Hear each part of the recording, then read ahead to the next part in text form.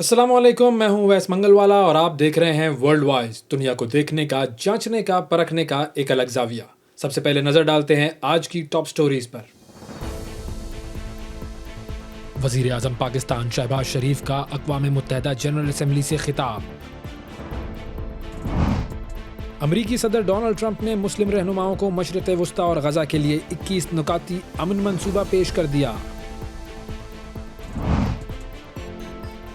यूक्रेनी सदर Vladimir Zelensky ने रूस से जंग के खात्मे के बाद ओहदा छोड़ने की पेशकश कर दी। माइक्रोसॉफ्ट ने फ़लस्तीनियों की वसी पैमाने पर निगरानी के लिए इस्तेमाल होने वाली टेक्नोलॉजी तक इसराइल की रसाई को ब्लॉक करने का ऐलान कर दिया। और इमाम काबा शेख डॉक्टर सालेह बिन हमीद को सऊदी अरब का मुफ्ती आज़म मुकर्रर कर दिया गया। टॉप स्टोरीज आपने देखी नाजरीन। अब बढ़ते हैं खबरों की तफसील की तरफ और सबसे पहले बात करते हैं यूनाइटेड नेशंस का इजलास अमेरिका में हो रहा है। दुनिया के सारे बड़े बड़े रहनुमा वहाँ पर मौजूद हैं और उस इजलास में बड़े बड़े रहनुमाओं की तकारीर में हमें ये नज़र आया कि अब दुनिया ने यह तस्लीम करना शुरू कर दिया है कि इजराइल ने किस तरह का जुल्म और जबर जो है वो फ़लस्तीनियों पर रवा रखा है और 60,000 से ज़ायद लोगों की शहादत जब फ़लस्तीन में हुई, जब गजा में हुई, तो उसके बाद दुनिया जागना शुरू हो गई है। आइए आपको लेकर चलते हैं यूनाइटेड नेशंस के प्लेटफॉर्म पर और देखते हैं कि वहाँ पर दुनिया के बड़े बड़े रहनुमाओं ने अपनी तकारीर में क्या बातें की और इजराइल को किस तरीके से उन्होंने आईना दिखाने की कोशिश की और किस तरीके से उन्होंने ये बताया कि इजराइल सिर्फ और सिर्फ एक जालिम और जाबिर रियासत है। आइए देखते हैं। अक़वाम मुत्तहिदा की जनरल असम्बली के 80वें इजलास में फ़लस्तीन और गजा एजेंडे पर छाए रहे और तकरीबन तमाम ही ममालिक की तरफ से फ़लस्तीन के हक में तकारीर की गई। वज़ीर आज़म शहबाज शरीफ ने दुनिया के सामने फ़लस्तीनियों का भरपूर मुकदमा लड़ा। गजा में इजरायली जारहियत की मज़म्मत करते हुए वज़ीर आज़म शहबाज शरीफ ने कहा कि फ़लस्तीनी अवाम की हालत इस दौर की सबसे अलमनाक कहानियों में से एक है। उन्होंने गजा की सूरत हाल को आलमी ज़मीर पर बदनुमा दाग और इज्तमाई अखलाकी नाकामी करार दिया। Israel's genocidal onslaught has unleashed unspeakable terror upon women and children in a manner we have not witnessed in annals of history. In blind pursuit of its nefarious goals, the Israeli leadership has unleashed a shameful campaign against the innocent Palestinians, which history will always remember as one of its darkest chapter. खिताब के दौरान वज़ीर आज़म शहबाज शरीफ ने हिंद रजब का भी जिक्र किया। उन्होंने कहा कि हमने हिंद रजब को मायूस किया, लेकिन हम गजा के मजीद बच्चों को मायूस नहीं कर सकते। Our words are too little, too late for Hind Rajab, a child, nay, a little baby. We have all heard her trembling voice on that phone call, which little Hind made as she struggled to stay alive under Israeli onslaught and atrocities. Can you imagine that little girl, Hind Rajab, as if she was our daughter? Can you imagine not having the compassion to spare her life? My agony and the agony of the entire Muslim Ummah, indeed, I think, the agony of all the nations on the planet is that we failed Hind Rajab and she will not forgive us. वज़ीर आज़म ने फ़लस्तीनी रियासत के क़याम और अल Quds शरीफ को उसका दारुल खिलाफा बनाने का मुतालबा भी दोहराया। Pakistan firmly supports the demand of the Palestinian people for the establishment of a sovereign Palestinian state with pre-1967 borders and Al-Quds Sharif as its capital. Palestine can no longer remain under Israeli shackles. It must be liberated and liberated with full commitment and with full force. तुर्क सदर रजब Tayyip Erdogan ने इजलास में वलवला अंगेज खिताब किया। उनकी तकरीर का सबसे अहम लम्हा वो था जब उन्होंने गजा के मासूम बच्चों की खून आलूद और आज़ा से महरूम तस्वीर लहराकर दुनिया को झंझोड़ा। But this shameful picture in Gaza has been unfolding and is being repeated every day for 23 months now. And there are 2.5 million Gazans who live in 365 square kilometers. And every day what happens is they're being dragged from one place to another. The healthcare infrastructure of Gaza is completely collapsed. Doctors have been killed, or they have disappeared while under custody. Ambulances have been hit, hospitals targeted and destroyed. Treatment is not possible, surgery is not possible.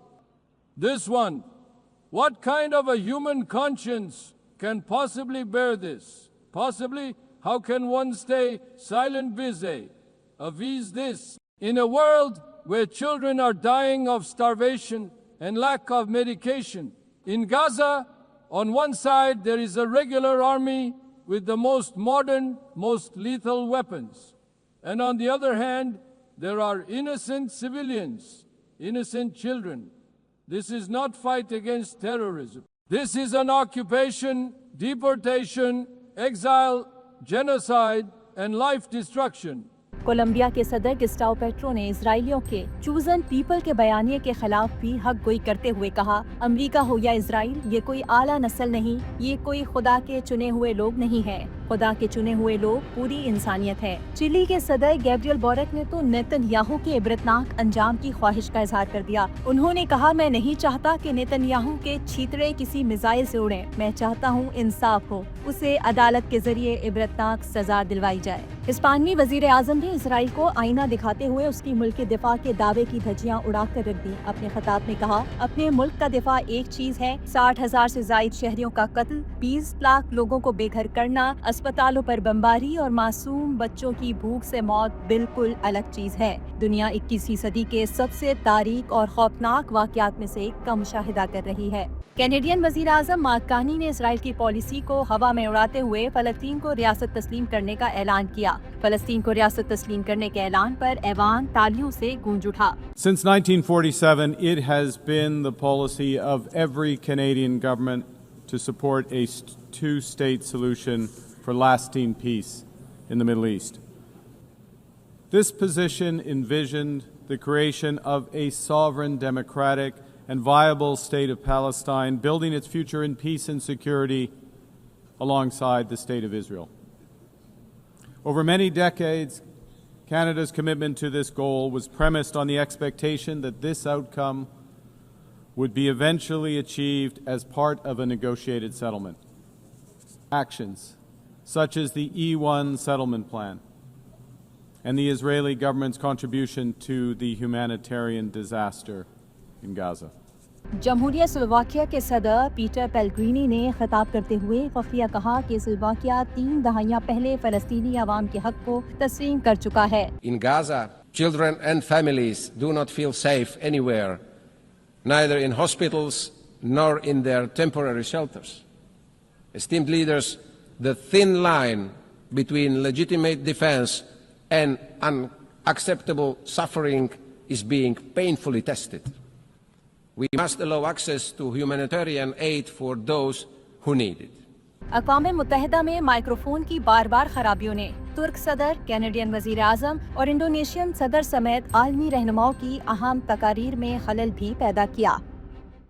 Report आपने देखी नाज़रीन। अब बढ़ते हैं ज़रा मज़ीद इसी मामले को आगे लेकर चलते हैं। अमरीकी सदर डोनाल्ड ट्रंप ने मुस्लिम रहनुमाओं को मशरिक़ वस्ता और गज़ा के लिए 21 नुकाती जो है वो एक अमन मंसूबा पेश कर दिया है। और ये जो 21 नुकाती मंसूबा है ये अक़वाम मुत्तहिदा जनरल असम्बली इजलास के साइड लाइन में जो है वो पेश किया गया। और मशरिक़ी वस्ता के लिए अमरीकी जो खुसूसी एलची हैं स्टीव विटकॉफ, उनका कहना ये है कि उन्हें उम्मीद ये है कि आने वाले चंद रोज़ में गज़ा से मुताल्लिक किसी न किसी बड़े ब्रेक थ्रू का ऐलान हो सकता है। और उन्होंने ईरान से मुज़ाकरात के हवाले से भी बात की और उनका ये कहना था कि ईरान से मुज़ाकरात हम चाहते हैं, लेकिन ईरान ने ज़रा सख्त मौक़िफ़ अपनाया हुआ है। दूसरी तरफ फिर अमरीकी सदर डोनाल्ड ट्रंप ने ये बात बड़े वाज़े तौर पर कही है कि वो इज़राइल को मगरबी किनारे के इंज़माम की इजाज़त नहीं देंगे। और अमरीकी सदर ने ये जो ओवल ऑफिस में सहाफ़ियों से गुफ्तगू की, उस दौरान उन्होंने ये कहा कि अब बहुत हो चुका है और मैं इज़राइल को मगरबी کنارے کو ضم کرنے کی اجازت نہیں دوں گا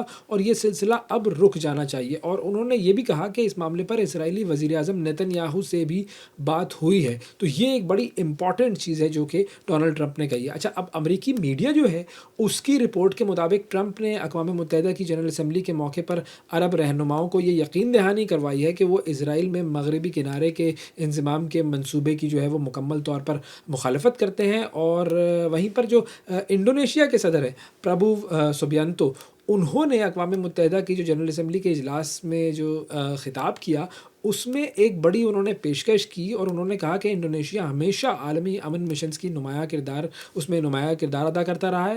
اور ان کا کہنا یہ تھا کہ اگر اقوام متحدہ کی جو سلامتی کونسل یا جنرل اسمبلی فیصلہ کرتی ہے تو ہم اپنے 20,000 فوجی امن مشن کے ساتھ غزہ بھیجنے میں بالکل ہچکچاہٹ نہیں دکھائیں گے. اور 2 ریاستی حل کی بھی انہوں نے حمایت کی. اور یہی چیز جو ہے وہ اب دیکھتے ہیں کہ آگے کس طریقے سے بڑھتی ہے، کیونکہ جو ڈونلڈ ٹرمپ کا منصوبہ ہے اس کے اندر بھی یہ بات سامنے آ رہی ہے کہ وہ بھی ایک فورس کے قیام کی بات کر رہے ہیں. تو یہ ذرا ہم نے آپ کو صورتحال بتا دی کہ یونائٹڈ نیشنز کے اجلاس میں کیا ہوا.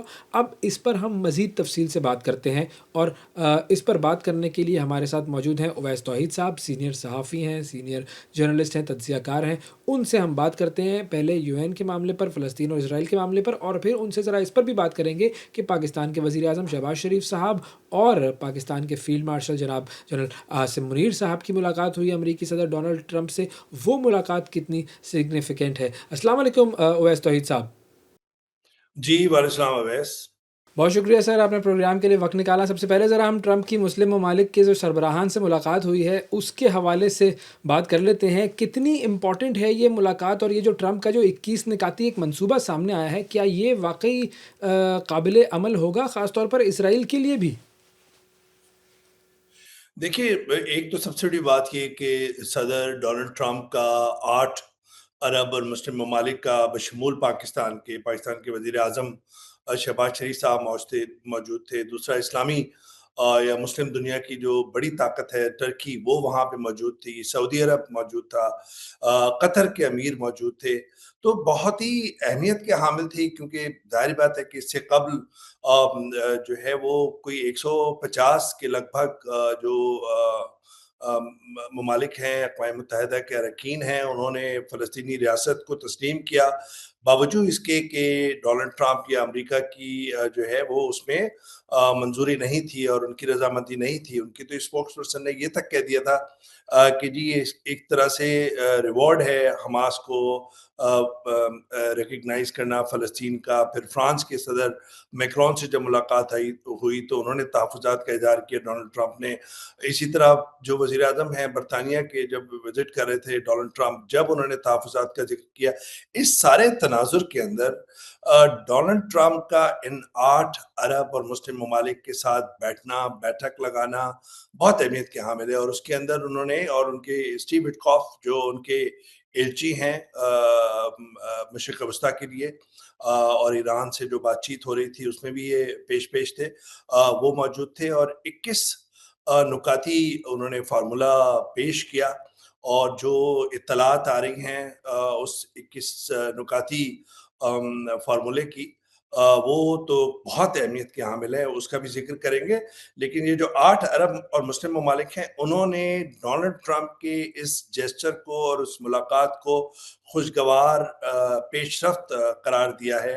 یعنی کہ انہوں نے رضامندی کا اظہار کیا ہے کہ وہ ایسے فارمولے پہ بات چیت کرنے کو تیار ہیں جس سے سیز فائر بھی ہو غزہ کے اندر، اور اس جنگ کا خاتمہ بھی ہو اور کسی منطقی انجام تک پہنچے. لیکن جو 21 نکاتی فارمولہ ہے اس کے اندر تو بہت سارے تحفظات جنم لے رہے ہیں. سب سے بڑی بات تو جو اطلاعات آ رہی ہیں ویسے وہ یہ کہ سابق وزیر اعظم ٹونی بلیئر، جو کسی زمانے میں کافی صدر بش کے ایک طرح سے ماؤتھ پیس سمجھے جا رہے تھے، اور ویپنز آف ماس ڈسٹرکشن جب عراق پہ انویژن ہوا امریکہ کا، اس کے 15-18 سال بعد انہوں نے کنفیشن کیا کہ نہیں جی وہ غلط دعویٰ تھا ہمارا. ٹونی بلیئر کا یہ انکشاف تھا. تو ٹونی بلیئر جو ہے وہ اس کے جو مین آرکیٹیکٹ ہیں اس 21 پوائنٹ فارمولے کا، وہ جو اطلاعات آ رہی ہیں وہ ٹونی بلیئر کی ہے. اور اس میں جیری کرشنر جو ہیں وہ بھی شامل ہیں، اور بہت سارے سابق جو मिलिट्री ऑफिशियल्स और सफारतकार और थिंक टैंक्स, उन सब का जो इसमें इनपुट है, और ये 21 पॉइंट फार्मूला जिसके तहत अगर आपको याद हो कि जब बल्कनाइजेशन हुई थी तो बोस्निया के अंदर एक इंटरनेशनल जो अथॉरिटी थी उसकी गवर्नेंस कायम की थी ताकि वो वापस खाना जंगी में ना चला जाए बोस्निया। उसी तरह का फार्मूला ये लग रहा है, और जो माहिरीन कह रहे हैं कि इस 21 पॉइंट फार्मूले ये है कि जी इंटरनेशनल एक अथॉरिटी कायम की जाए जो गाजा में जाए और गवर्नेंस का मामला तय पाए, और उसका उसका तरीक़ेकार ये समझ में आ रहा है कि जो फ़लस्तीनी अथॉरिटी है, यानी कि जो सदर महमूद अब्बास हैं, वो जो है वो यूएन से रिक्वेस्ट करेंगे, फिर एक इजलास होगा और फिर बाकायदा तौर पे जो इंटरनेशनल लॉस के तहत इसको बाज़ाब्ता तौर पे पाए तकमील तक पहुंचाया जाए। एक उनकी प्रेजेंस वहां पर हो, वो गवर्नेंस का काम संभालें, फिर अरब ममालिक और मगरबी ममालिक से पर मुश्तमिल एक बड़ी फौज जो है, पीस कीपिंग फोर्स जो है वो वहां पे तैनात की जाए। और अच्छा, उस ये पीस फौज वाला कीपिंग पॉइंट बड़ा फोर्स इंटरेस्टिंग है। आज जो है मैं इससे पहले एक और पॉइंट पर मैं आना चाहूँगा। इसमें एक और भी मामला है, वो ये कि ये जो नया निज़ाम हुकूमत होगा इसमें हमास शामिल नहीं होगी, तो ये कितना प्रैक्टिकल है कि वो हमास शामिल ना हो? सारी रेजिस्टेंस उसकी तरफ से है, वो इतनी आसानी से कहेंगे जी ठीक है आप सब लोग आएँ और हुकूमत कर लें? ये देखिए, ये जो मगरबी जो थिंक टैंक्स हैं या जो इस पीछे इस डॉक्यूमेंट के हैं, उनका तो मानना यही है, और इजराइल का यही एक वन पॉइंट एजेंडा है कि जी माइनस हमास। अब हमास की ताकत को ये समझते हैं कि 2 साल के अंदर उन्हें बहुत कमजोर किया। ठीक है, लीडरशिप की एलिमिनेशन हुई है, इस्माइल हनाया हुआ, याया सनवार साहब हुए, लेकिन उसके बावजूद हमास की पॉपुलैरिटी मौजूद है। गाजा के अंदर वो इलेक्टेड हुकूमत थी उनकी, या इंतजामिया थी 2007 में जब वो इलेक्शन जीते थे। तो हमास की ये पॉपुलैरिटी को अंडरमाइन कर रहे हैं, ये समझ रहे हैं कि हमास को माइनस करके, और यही शायद सदर महमूद अब्बास जो हैं उन्होंने भी कहा है कि जी हथियार डाल दें, और वो भी चाहेंगे कि पीएलओ की वहाँ पर जो है वो ज़्यादा से हो।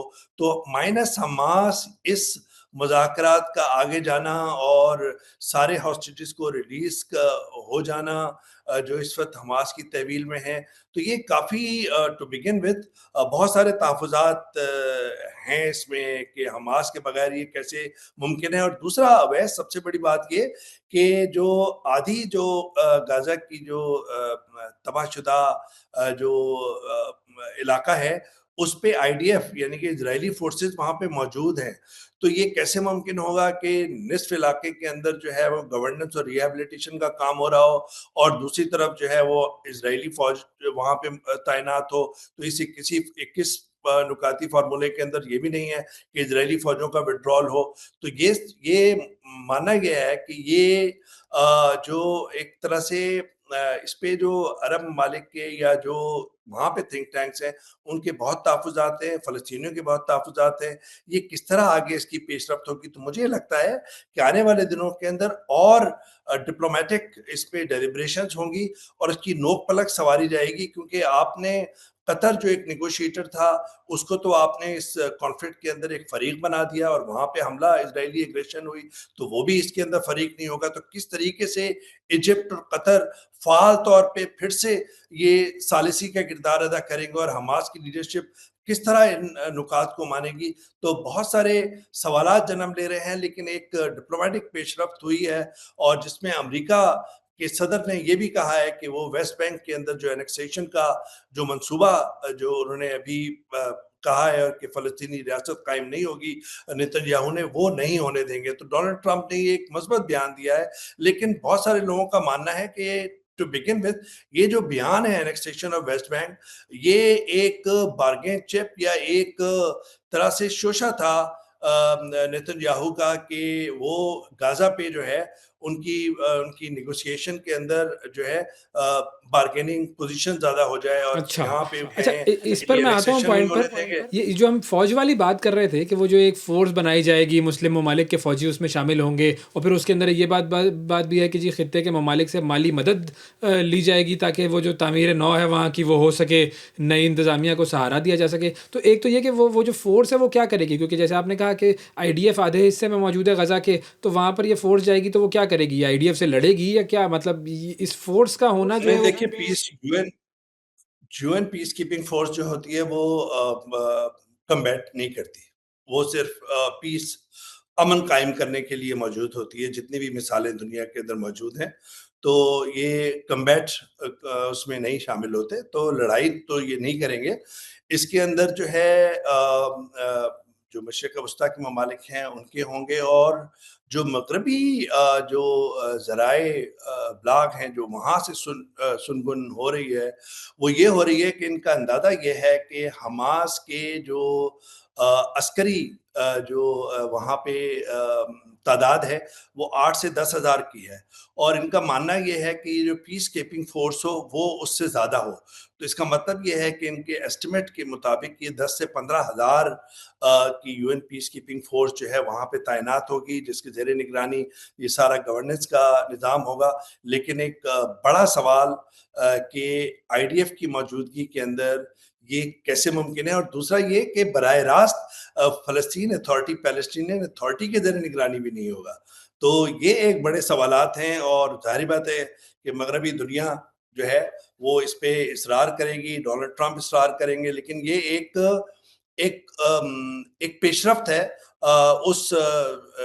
اس لیڈر پہ جس کے کئی سٹیپس جو ہیں وہ اس وقت مسنگ نظر آ رہے ہیں کہ کیسے اس پورے منزل کو طے کیا جائے اور اس گراؤنڈ پہ پہنچا جائے جہاں سے یہ غازہ کے اندر جنگ بندی بھی ہو, withdrawal of I D F forces بھی ہوں, اسرائیلی فورسز بھی ہوں, اور پھر حماس کی رضامندی بھی ہو. تو ایک بہت مشکل کٹھن مرحلہ سامنے ہے, اور وہ جو کہتے ہیں نا کہ وہ ہنوز دلی دور است, وہ والا معاملہ مجھے لگ رہا ہے. لیکن اب یہ جو آپ نے بات کی کہ ٹرمپ نے یہ کہا ہے کہ جی اسرائیل کو مغربی کنارے کے کسی حصے کو ضم کرنے کی اجازت نہیں دیں گے, لیکن فروری میں مجھے یاد ہے ٹرمپ نے تجویز دی تھی کہ فلسطینیوں کو وہاں سے نکالیں گے غزہ سے, اور اس کو مشرق وسطیٰ کا وہ ریویرا بنا دیں گے, اور وہ یروشلم کو اسرائیل کا دارالحکومت بھی اسی نے تسلیم کیا تھا. تو وہ مطلب پہلے جھوٹ بول رہا تھا یا اب جھوٹ بول رہا ہے, مجھے تو یقین نہیں آتا اس کی کسی بات پر. دیکھیے وہ تو ظاہری بات ہے کہ وہ اس پہ تو بہت دے دے ہوئی تھی کہ کس طریقے سے آپ 2 ملین فلسطینیوں کو جو ہے وہ غازہ سے نکال کر جو ہے وہ مصر اور ایجپٹ اور جارڈن کے اندر جو ہے وہ بسائیں گے. پہلے ہی وہاں سے فلسطینی جو ریفیوجیز ہیں جو 1948 سے اور پھر بتدریج جو ان کو نکالے گئے تھے اس پوری جنگوں کے دوران اور پورے تنازع کے دوران, تو وہی نہیں واپس آ سکے ہیں, تو یہ کیسے جائیں گے. تو یہ تو ایک نان اسٹارٹر تھا, اور یہ بیانات تھے جس پہ کافی متنازع بیانات تھے کہ وہاں پہ جو ہے وہ ایڈز چل رہے تھے کہ کوئی وہاں پہ برگر کھا رہا ہے, ایلن مسک جو ہے وہ ہمس کھا رہے ہیں اور عربی ڈانس ہو رہا ہے. یہ تو ایک بہت ہی مزے کے خیز اور بہت ہی متنازع بیان تھا. لیکن اس وقت جو لگ رہا ہے کہ معاملہ سیریس ہے, اور معاملہ اس وجہ سے سیریس ہے کہ مشرق وسطیٰ کے اندر جو امریکہ ہے اس کا جو سیکیورٹی امبریلا ہے اس کے اندر کریک آیا ہے, اور قطر اور دوحہ میں اٹیک کے بعد, اور پھر اس کے بعد سعودی عرب جو سب سے انفلوئنشل ملک ہے مسلم دنیا کے اندر اس کا, اور پاکستان جو ایک مسلم دنیا کے اندر واحد ایٹمی طاقت ہے, اس کے درمیان ایک ڈیفنس پیکٹ ہو جانا, اور اس پیکٹ کا جو امپیکٹ ہے اور جو ڈائریکشن ہے وہ ہے مڈل ایسٹ اور گلف ریجن. تو پاکستان کا تو اسٹیچر بہت زیادہ بڑھ گیا ہے, اور جو پیکٹ ہے سعودی پاکستان ڈیفنس پیکٹ, اس میں اسرائیلی ایگریشن جو مجھے انٹرپریٹیشن نظر آتی ہے کہ مشرق وسطیٰ اور گلف ریجن کے اندر جو یہ آئل رچ ویلدی اسٹیٹس تھیں, انہوں نے یہ سمجھا کہ امریکہ کا سیکیورٹی امبریلا ان کو شاید جو ہے وہ سیکیورٹی دینے میں ناکام ہے, اور قطر جو جہاں پہ سب سے بڑا اڈا ہے فوجی اڈا امریکہ کا، وہاں پر یہ کیسے ہو سکتا ہے کہ اسرائیل بغیر انفارمیشن کے امریکہ کو وہاں پہ اٹیک کر دے؟ اور اس کے بعد یہ ٹریگر پوائنٹ ہوا تو ایک بہت بے چینی، غیر یقینی صورتحال، اور امریکہ کے لیے بھی ایک ویک اپ کال ہے کہ مشرق وسطیٰ جو بدلتی ہوئی صورتحال ہے، والیٹائل ہے، اس کے اندر وہ اپنے اتحادیوں کو قائم رکھ سکتا ہے یا نہیں رکھ سکتا۔ اسی وجہ سے یہ بیٹھک جو 8 عرب اور مسلم ممالک کے ساتھ تھی، اس کی اہمیت اور زیادہ بڑھ جاتی ہے۔ اچھا، اویس توحید صاحب ہمارے ساتھ موجود ہیں۔ اویس صاحب،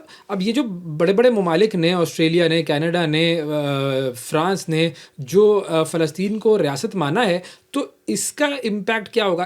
ان کا ریلیشن شپ کس طرح کا ہوگا فلسطین کے ساتھ، اور فلسطین کو فائدہ کیا ہوگا اس سے؟ دیکھیے، ایک بہت بڑی سمبولک اس کی امپورٹنس ہے کہ اقوام متحدہ کے پلیٹ فارم میں جو ملٹی لیٹرل انسٹیٹیوشن ہے، وہاں پر سارے مغربی ممالک جن کا آپ بھی ذکر کر رہے ہیں کہ جو برطانیہ ہے، فرانس ہے، اسپین ہے، ان سب نے، کینیڈا ہے، ان سب نے جو تسلیم کرنا ریاست کو، تو یہ ایک طرح سے نیتن یاہو کی جو ایگریشن ہے، یا اسرائیل کی جو ایگریشن ہے اگینسٹ پیلسٹینینز ان غازہ اور ایلسویئر ان دا مڈل ایسٹ، اس کو بھی کمزور کرتی ہے، اس کے بیان کو، کہ نہیں، یہ جو دو ریاستی فارمولہ ہے وہی واحد حل ہے۔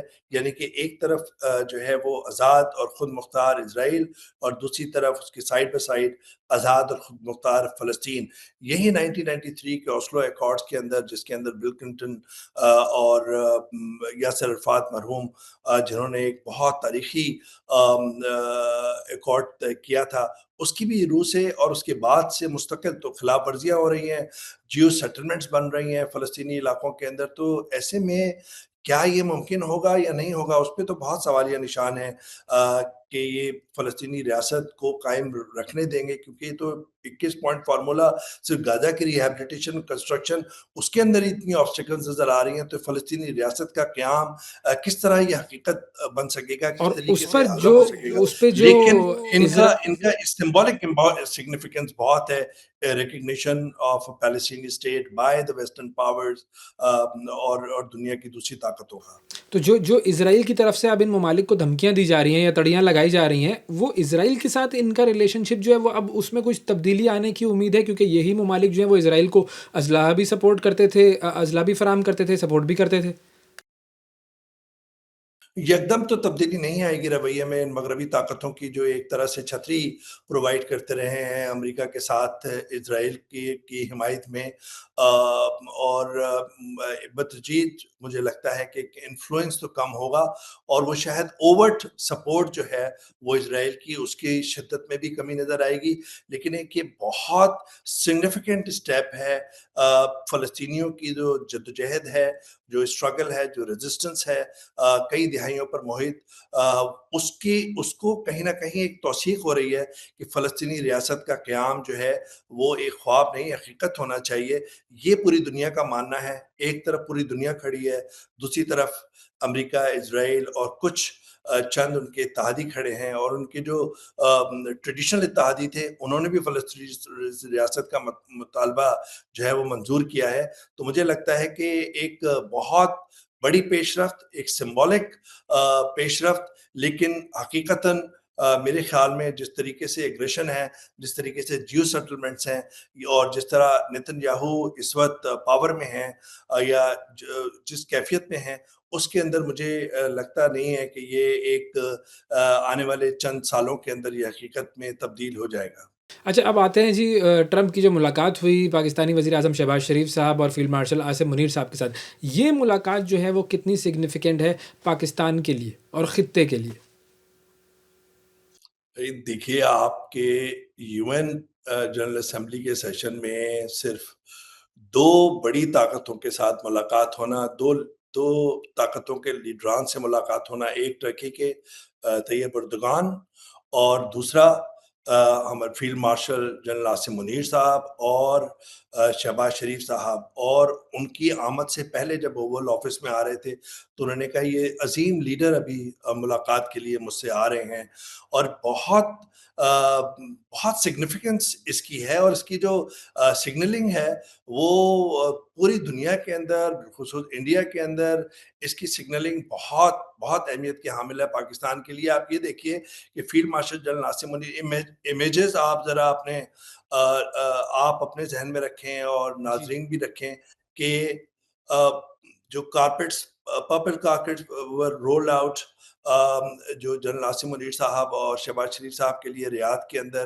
محمد بن سلمان کا سلوٹ کرنا, جنرل ناصر منیر صاحب کا جواب میں ان کو پہلے سلوٹ کرنا, شہباز شریف کے ساتھ جو ہے وہ گلے ملنا, اور اس تاریخی ڈیفنس پیکٹ جس کے ذریعے پاکستان کی جو ملٹری ڈومیننس ہے وہ مڈل ایسٹ اور گلف ریجن کے اندر برابری کے طور پر قائم ہو رہی ہے. اس سے پہلے تو آپ ایک پیالہ لے کر ہوتے تھے کہ جب آپ کو ضرورت ہوتی تھی, اکنامک نیڈ ہوتی تھی, جب وہ برادر ممالک جو ہیں وہ آپ کا ساتھ دیتے تھے. وہ پھر اس سے پہلے جنرل ناصر منیر صاحب کا 2 گھنٹے کا زورانہ اوول آفس کے اندر, وائٹ ہاؤس کے اندر, جس میں اسٹیو وٹکاف, مارکو روبیو اور صدر ٹرمپ بیٹھے ہوئے تھے. اور اس کے بعد جو ایران اسرائیل تنازع کے دوران آپ نے ڈپلومیسی اپنائی اور جس کے ذریعے آپ نے اس تنازع کے اندر ایران کا ساتھ دیا, تو ایران کے صدر مسعود پزشکان صاحب یہاں پر پہلا ان کا دورہ تھا اس تنازع کے بعد اسرائیل کے ساتھ, اور انہوں نے کہا کہ میں پاکستان اپنے شکریہ ادا کرنے کے لیے آئے ہوں. اور تو یہ جو سارے ویژولز ہیں یہ اتنے امپورٹنٹ ہیں, اور پاکستان کا اسٹیچر جو ہے وہ بہت عالمی سطح پر لے آیا ہے پاکستان کو. اور یہ آپ دیکھیے کہ ڈونلڈ ٹرمپ کا بگرام ایئر بیس کو واپسی کا مطالبہ, پاکستان اور سعودی عرب کے درمیان ڈیفنس پیکٹ ہونا, اور جہاں پہ مشرق وسطیٰ کے اندر جہاں پہ یو ایس کی جو سیکیورٹی امبریلا ہے اس کے اندر فریکچر ہوا جب دوحہ پہ اٹیک ہوا, اس کے بعد بھی ڈونلڈ ٹرمپ کا پاکستان کی جو سول اور ملٹری لیڈرشپ ہے اس کو اس طرح ویلکم کرنا, تو اس کا یہ اظہار یہ کرتا ہے کہ یہ اسٹریٹجک ٹائز اس وقت ہے پاکستان اور یو ایس کی, اور یہ کسی اور جو انٹرسٹ ہے اس کی بنیاد پہ نہیں. اور پہلی دفعہ ہے یہ اویس کہ پاکستان امریکہ کی کوئی جنگ لڑے بغیر امریکہ کے ساتھ اس کے اتنے گہرے اسٹریٹجک ٹائز نظر آتے ہیں, اور ڈونلڈ ٹرمپ کوئی شاید دوسرے ٹینور کے اندر پاکستان کی سول اور ملٹری لیڈرشپ نے اچھی طرح ان کے ساتھ جیسچر بھی ان کے لیے ایکسٹینڈ کیے ہیں, اور دوسری طرف ڈونلڈ ٹرمپ سمجھتے ہیں کہ پاکستان نہ صرف ساؤتھ ایشیا میں بلکہ گلف ریجن اور مڈل ایسٹ کی جو بدلتی ہوئی صورتحال ہے, والیٹائل صورتحال ہے, اس کے اندر پاکستان ملٹری ڈومیننس کے ساتھ شاید فعال کردار ادا کرے گا. تو آنے والے دنوں کے اندر بھی یہ جو ملاقات ہے اس کے اثرات آپ کو نظر آئیں گے, مثبات نظر آئیں گے, اور دوسری طرف شاید اکراس دا بارڈر انڈیا میں بے چینی کا اظہار ہو. بہت شکریہ ادا کریں گے اویس توحید صاحب ہمارے ساتھ موجود تھے. ناظرین, پروگرام کے اس حصے میں مزید کچھ خبریں شامل کرتے ہیں. اس سے پہلے بات ہو رہی تھی وزیر اعظم شہباز شریف صاحب اور فیلڈ مارشل عاصم منیر صاحب, ان کی امریکہ کے صدر ڈونلڈ ٹرمپ سے ملاقات ہوئی, اور اب اس ملاقات کا جو ہے وہ اعلامیہ بھی جاری کر دیا گیا ہے, اور امریکی صدر کو امن کا علم بردار قرار دیتے ہوئے کہا یہ گیا ہے کہ صدر ڈونلڈ ٹرمپ دنیا بھر میں تنازعات کے خاتمے کے لیے مخلصانہ کوششوں میں مصروف ہیں. اور وزیر اعظم نے صدر ٹرمپ کی جرأت مندانہ, دلیرانہ اور فیصلہ کن قیادت کو سراہا بھی ہے, اور کہا یہ ہے کہ امریکی صدر نے پاکستان اور بھارت کے درمیان جنگ بندی میں سہولت فراہم کی تھی. اور اس اعلامیہ کے مطابق وزیر اعظم شہباز شریف صاحب کا کہنا یہ تھا کہ صدر ڈونلڈ ٹرمپ نے جنوبی ایشیا میں ایک بڑی تباہی کو ٹالنے میں مدد فراہم کی, اور وزیر اعظم نے مسلم رہنماؤں کو اعتماد میں لینے پر صدر ڈونلڈ ٹرمپ کا شکریہ بھی ادا کیا. اور جو اس ملاقات میں پاکستان اور امریکہ کے درمیان تجارتی تعلقات ہے اس میں بہتری پر اطمینان کا اظہار کیا گیا, اور امریکی کمپنیوں کو پاکستان کے آئی ٹی, توانائی اور معدنیات کے شعبوں میں سرمایہ کاری کی دعوت دی ہے. اور اس کے علاوہ پھر وزیر اعظم شہباز شریف نے انسداد دہشت گردی میں امریکی تعاون بڑھانے پر زور دیا ہے, اور صدر ٹرمپ کی جو پاکستان کا کردار ہے اس کی کھلی حمایت پر ان کا شکریہ ادا کیا ہے. تو یہ اس ملاقات کا جو اعلامیہ تھا اس میں یہ ساری باتیں تھیں. آگے بڑھتے ہیں جی, اور آپ کو لے کر چلتے ہیں جی یوکرین کے معاملات کی طرف. یوکرینی صدر ولادیمیر زیلنسکی نے روس سے جنگ کے خاتمے کے بعد عہدہ چھوڑنے کی پیشکش کر دی ہے. بہت بڑی پیشکش ان کی طرف سے سامنے آئی ہے. امریکی نیوز ویب سائٹ سے خصوصی گفتگو انہوں نے کی اور اس میں انہوں نے یہ کہا کہ روس سے جنگ کے خاتمے کے بعد وہ عہدہ چھوڑنے کو تیار ہیں. اور زیلنسکی کا کہنا یہ تھا کہ ان کا مقصد بیسکلی جنگ ختم کرنا ہے, نہ کہ صدارت کے عہدے پر براجمان رہنا ہے. بہت ایک امپورٹنٹ بیان ان کی طرف سے آیا یہ ہے. اب سگنیفیکنس اس کی کیا ہے, کب یہ جنگ ختم ہوتی ہے, کب وہ اپنے عہدے کو چھوڑتے ہیں, ٹائم لائن آبویسلی اس کی کوئی نہیں دی جا سکتی. ایک اور خبر سامنے آئی ہے جی, اور وہ ہے جی امریکی ٹیکنالوجی کمپنی مائکروسافٹ کے حوالے سے. مائکروسافٹ نے فلسطینی شہریوں کی وسیع پیمانے پر نگرانی کے لیے استعمال ہونے والی جو ٹیکنالوجی ہے اس تک اسرائیل کی رسائی کو بلاک کرنے کا اعلان کر دیا ہے. اور مائکروسافٹ کی جانب سے کہا یہ گیا ہے کہ کمپنی نے اسرائیلی فوج کی ایک خفیہ انٹیلیجنس یونٹ کو اپنی کلاؤڈ سروسز سے بلاک کر دیا ہے, کیونکہ یہ جو یونٹ ہے یہ فلسطینیوں کی وسیع پیمانے پر نگرانی کے لیے اس پلیٹ فارم کا استعمال کر رہا تھا. اب مائکروسافٹ نے یہ کہا ہے کہ اسرائیل کی جو فوجی خفیہ یونٹ ہے اس نے کمپنی کی AI اور ڈیٹا سروسز کا غلط استعمال کر کے شرائط کی خلاف ورزی کی ہے. اور مائکروسافٹ کے جو صدر ہیں اور جو نائب چیئر ہیں براڈ اسمتھ, ان کا بیان یہ آیا ہے کہ یہ فیصلہ بیسیکلی برطانوی اخبار کی, ایک برطانیہ کا بڑا مشہور اخبار ہے دی گارجین, اس کی ایک تحقیقاتی رپورٹ میں اسرائیلی فوج کی خفیہ یونٹ کی سرگرمیوں کا جب انکشاف ہوا تو پھر اس کے بعد ہم نے یہ فیصلہ کیا. اور اس رپورٹ میں یہ بتایا گیا تھا کہ اسرائیلی فوجی یونٹ 8200 نے مائکروسافٹ کی جو ایزور کلاؤڈ سروس ہے اس کو استعمال کرتے ہوئے فلسطینیوں کے موبائل فون کالز کا ریکارڈ جو ہے وہ ڈیٹا جو ہے وہ چوری کیا تھا, اور اس سے پوری جو ہے وہ اسرائیل جو ہے وہ معلومات حاصل کر رہا تھا فلسطینیوں کے حوالے سے کہ وہ لوگ کہاں ہیں, کیا کر رہے ہیں. اور یہ ایک بہت بڑا موقع ہے کہ جس میں ایک بہت بڑی کمپنی نے اس طریقے سے اسرائیل پر پابندی عائد کی ہے.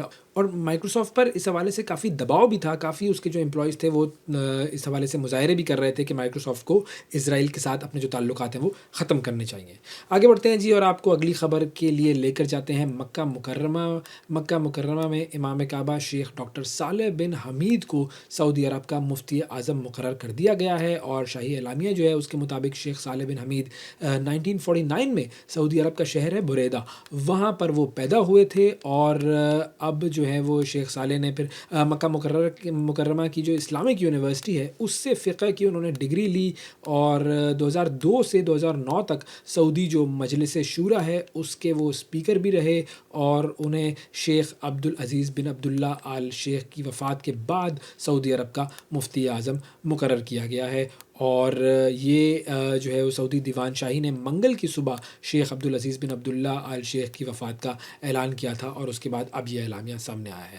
ناظرین, ہمارے پروگرام میں آج کے لیے اتنا ہی. آپ سے اگلے پروگرام میں پھر ملاقات کریں گے, اس وقت تک کے لیے اجازت دیجیے. اللہ حافظ.